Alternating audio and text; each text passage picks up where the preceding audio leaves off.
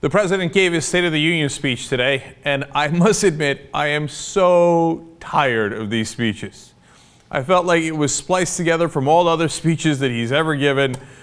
Send that bill to me, and let's vote on it right away. We can take action. We can reach across the aisle and get that done. There's no reason why we can't. Oh, please stop. I've heard all this before.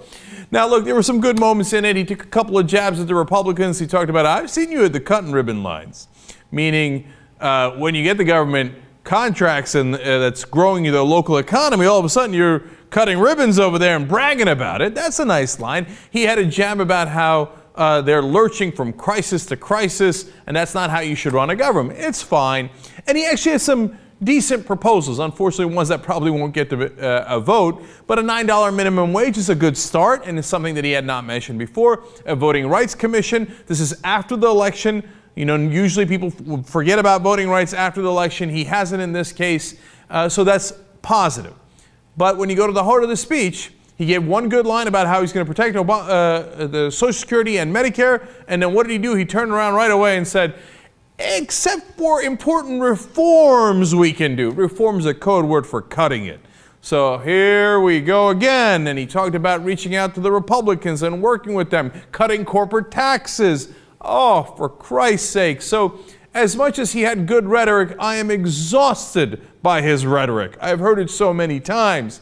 When you listen to the heart of the speech, unfortunately, we got a lot of the same about desperately wanting to cut what he calls entitlements. Of course, we're entitled to those because we paid into them our entire lives. And he says in return, he might get a little bit on taxes from Republicans. Well, that is not an encouraging sign. The more he talked about reform, the more I realized he wanted to cut. So there were some good moments in the speech in terms of rhetoric, but unfortunately it masked what his real intent is. In fact, the best example of that was on the issue of guns.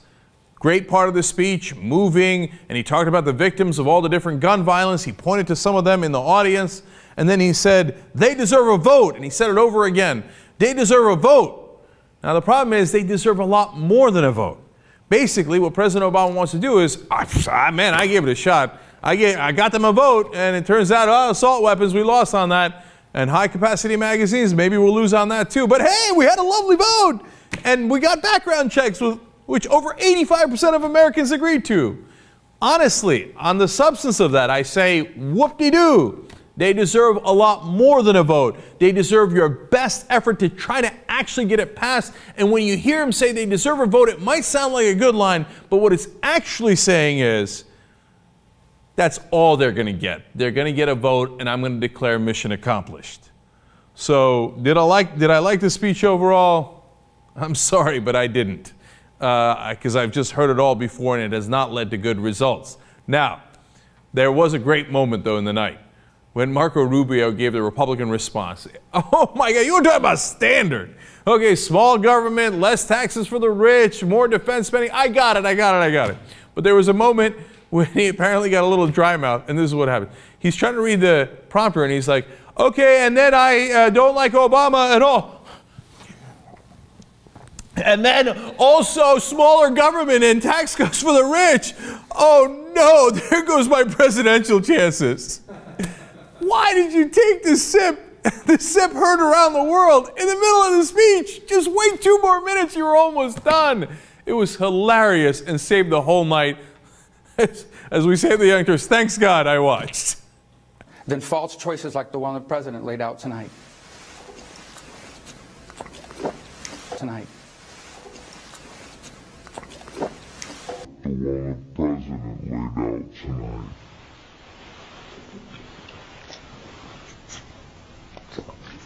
And then also smaller government and tax cuts for the rich. Oh no, there goes my presidential chances. Why did you take the sip?